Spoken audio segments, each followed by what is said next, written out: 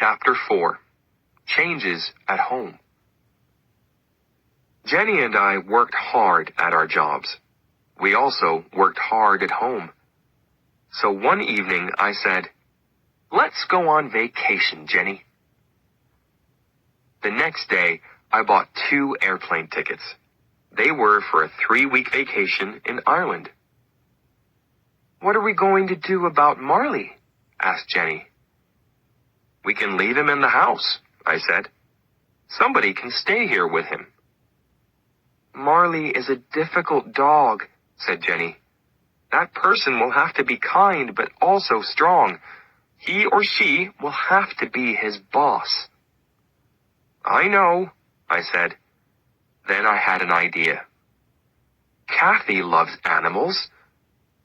Kathy worked in my office. The next day, I asked her, and she said yes. Before she arrived, I wrote some notes for her about Marley. There were 6 pages of notes. I showed them to Jenny. "Did I forget anything?" I asked. Jenny read the notes. Then she said, "You can't tell Kathy all that. She won't want to stay with Marley." But when Kathy read the notes, she smiled. "Marley and I will be fine," she said. "Have a great vacation." Jenny and I had a wonderful vacation in Ireland. The weather was fine and warm. We drove on small country roads and walked by the ocean. At night, we stayed in the houses of Irish families. We forgot about our jobs in Florida. When we arrived home, Marley ran outside to us. Kathy stood at the door. She looked very tired. Her bag was next to her. "I'm sorry," she said, "but Marley broke a lot of things in the house. He wasn't obedient, and he didn't listen to me." We thanked Kathy, but she wanted to leave very quickly. I turned to Marley. "All right, Marley," I said. "Tomorrow, you're going to learn about obedience." The next morning, Jenny and I went back to work. But first, I put the chain around Marley's neck and took him for a walk. Marley started to pull me. "Sit, Marley," I said. Marley sat. "Okay, let's try that again," I said. We started to walk, and Marley pulled me again. I made the chain very short and pulled him back. It hurt him, but it was the only way. In the end, he learned his lesson. He walked next to me and didn't pull me. I felt very happy. "Good, Marley," I said. "I'm the boss." Some days later, Jenny called me at the office. "John," she said, "I went to see the doctor. I'm going to have a baby." This time, Jenny and I were very careful, and we put away every chemical in the house. Jenny looked well. She got up early each morning and took Marley for a walk by the ocean. When we went to the doctor, we saw our baby on the machine. But I didn't forget about Marley. I worked with him every day.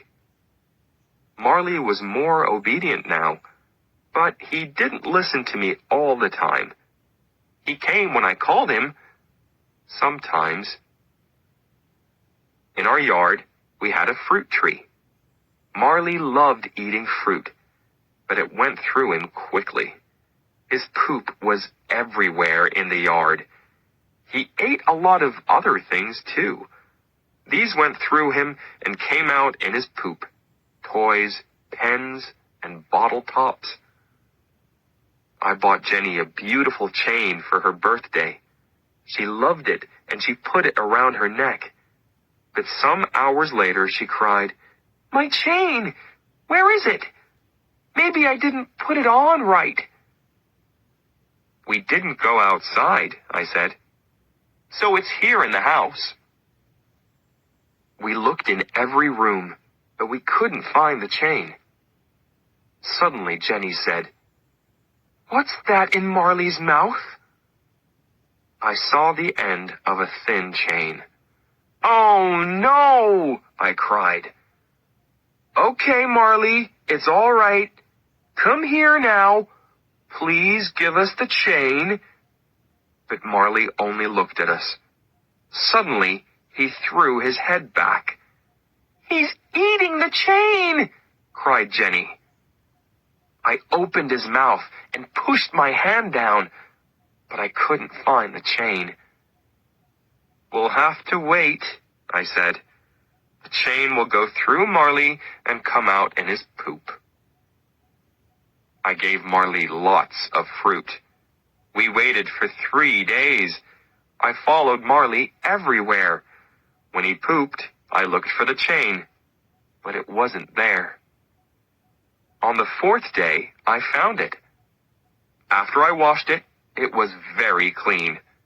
It had a beautiful shine. "That's wonderful," Jenny said.